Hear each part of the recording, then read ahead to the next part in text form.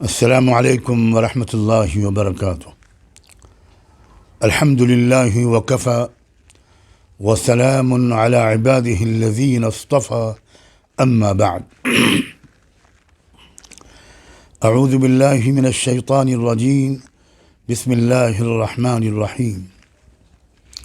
وقال الذین کفروا لرسلهم لنخرجنکم من ارضنا او لتعودن فی ملتنا فأوحى إليهم ربهم لنهلكن الظالمين ولنسكننكم الأرض من بعدهم ذلك لمن خاف مقامي وخاف وعيد۔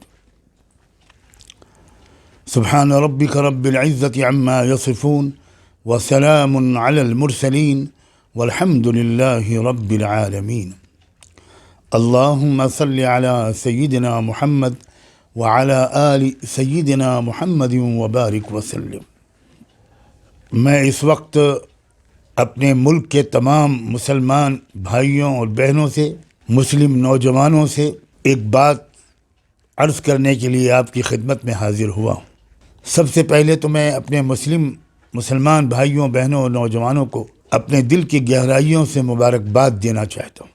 آپ کو غصہ دلانے، آپ کو مشتعل کرنے، آپ کو انتقامی کارروائیاں کرنے اور بدلے کی بھاونا میں مبتلا کر کے اینٹ کا جواب پتھر سے دینے پر آمادہ کرنے کی جو بیہودہ کوششیں ہو رہی ہیں، جتنی خطرناک باتیں اس وقت اللہ رب العزت کی شان میں، رحمت دو عالم محسن انسانیت سیدنا محمد الرسول اللہ صلی اللہ علیہ وآلہ وسلم کی شان میں، اسلام کے بارے میں، قرآن کے بارے میں، مکے اور مدینے کے بارے میں جو باتیں اس وقت کہی جا رہی ہیں، اور جس طرح آپ کے قتل عام کے منصوبوں کا اعلان کیا جا رہا ہے، اور ادھرم سنسدوں سے جس طرح کی سطحی اور بازاری باتیں اور ناقابل برداشت باتیں کہی جا رہی ہیں، جن کا مقصد ظاہر ہے یہ کہ آپ کو غصہ دلانا اور آپ غصے میں آ کر کچھ ایسا کام کر بیٹھیں جس سے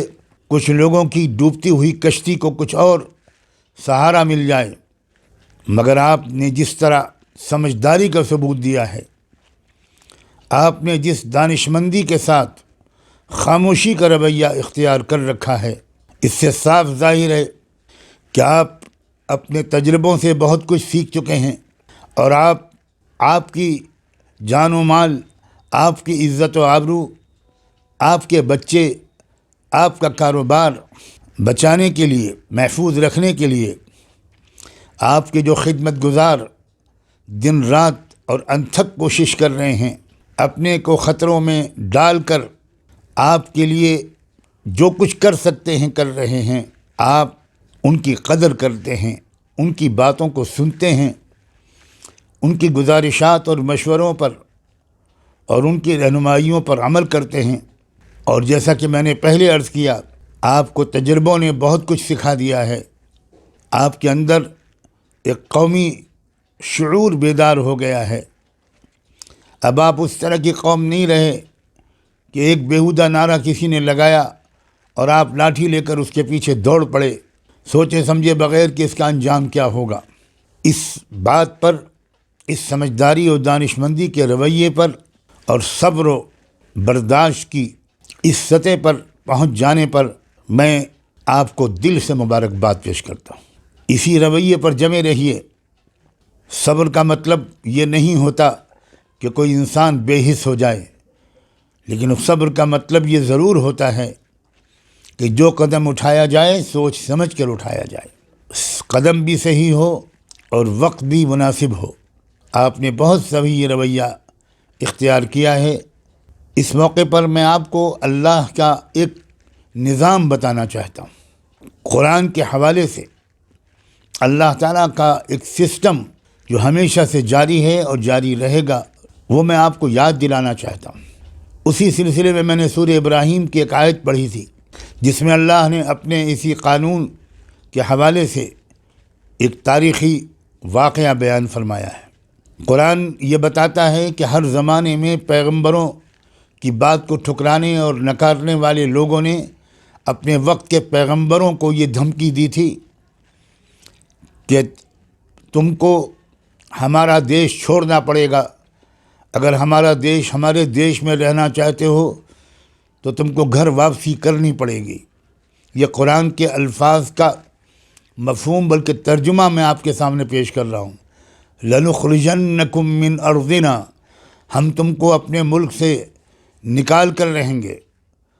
أَوْ لَتَعُودُنَّ فِي مِلَّتِنَا، صرف ایک شکل ہے ہمارے ملک میں رہنے کی کہ تم ہمارے دھرم میں واپس آؤ۔ یہ کوئی نئی بات نہیں ہے جو آج ہو رہی ہے۔ قرآن کے حوالے سے میں آپ کی خدمت میں عرض کرتا ہوں کہ ہر زمانے میں پیغمبروں کو یہ دھمکیاں سننی پڑی ہیں۔ اس کے بعد ہوا کیا، اس پر خاص توجہ فرمائیے گا۔ اللہ بتاتا ہے اپنی کتاب قرآن مجید میں کہ فَأَوْحَىٰ إِلَيْهِمْ رَبُّهُمْ لَنُهْلِكَنَّ الظَّالِمِينَ، ان کے رب نے ان کو بتایا، ان پیغمبروں کو جن کو یہ دھمکیاں دی جا رہی تھیں کہ یہ ان کا منصوبہ ہے، یہ ان کا پلان ہے، تم ہمارا پلان سنو کہ ہم نے کیا طے کر رکھا ہے۔ جو لوگ بھی ظلم کرنے والے ہوں گے ہم انہیں ہلاک کر کے چھوڑیں گے۔ قرآن نے یہ نہیں کہا کہ جو ایمان نہیں لائیں گے انہیں ہلاک کر کے چھوڑیں گے، بالکل نہیں، لیکن یہ ضرور کہا ہے کہ جو لوگ ظلم کریں گے، ناانصافی کریں گے، عزتیں لوٹیں گے، سرعام لوگوں کو قتل کریں گے، ہم انہیں ہلاک و برباد کر کے چھوڑیں گے۔ اور اس کے بعد جس ملک سے وہ تم کو نکالنے کی دھمکی دے رہے ہیں اسی ملک میں تم بسو گے بڑی عزت کے ساتھ، سکون کے ساتھ، اطمینان کے ساتھ۔ مگر ایک بات یاد رکھنا کہ یہ سلوک ہم اپنے ان بندوں اور بندیوں کے ساتھ کریں گے جو آخرت کو مرنے کے بعد میرے سامنے حاضر ہونے کو یاد رکھ کے اس کی تیاری کرتے ہوئے، اس کی فکر کرتے ہوئے، احتیاط کے ساتھ گناہوں سے بچتے ہوئے زندگی گزاریں گے۔ بس میں اس وقت آپ سے اللہ کے اس ارشاد کے حوالے سے بڑی محبت کے ساتھ آپ سب سے کہتا ہوں کہ نہ مایوس ہونے کی ضرورت، نہ خوف زدہ ہونے کی ضرورت، اور نہ آپ مایوس ہیں اور نہ آپ خوف زدہ ہیں۔ آپ تو نہایت دانش مندی کے ساتھ ان حالات سے گزر رہے ہیں۔ آپ کو یقین ہے کہ یہ حالات بدلیں گے اور اس سمت میں بدلیں گے، اس سمت میں جائیں گے حالات جس کا اللہ نے قرآن میں جگہ جگہ وعدہ فرمایا ہے، اور تاریخ میں نے بار بار اللہ کے اس وعدے کو پورا ہوتے ہوئے دیکھا ہے۔